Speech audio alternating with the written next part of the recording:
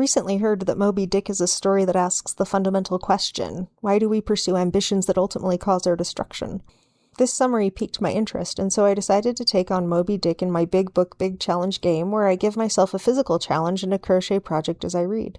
For my crochet project, I'm making a tote inspired by the colors of the book, and my physical challenge will be a cold plunge in a mountain spring-fed lake once a week until I finish the book. That's pretty cold. In the first chapters of the book, we meet Ishmael, whose mental state is poor, in the damp, drizzly November in his soul, and he decides to go to sea. Already, we see this is about a person who is a bit despondent and who is seeking a change to reinvigorate himself. I think what makes this book a challenge to read is that it's a laboriously and excruciatingly detailed account of how the process of whaling is executed. From the type of rope, the making of the harpoons, and the SOP for coiling the rope properly so it deploys without tangling, we learn the agonizing steps of dissecting a whale, removing its translucent membrane and the layers of its blubber and flesh. This kind of detail is a bit painful to slog through.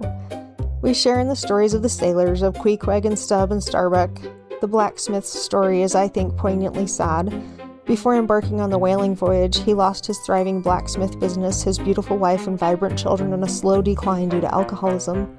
So in my reading, it's not just Captain Ahab whose mental state is oriented towards self-destruction. Of Captain Ahab we read, all that most maddens and torments, all that stirs up the lees of things, all truth with malice in it, all that cracks the sinews and cakes the brain, all the subtle demonisms of life and thought, all evil to crazy Ahab were visibly personified.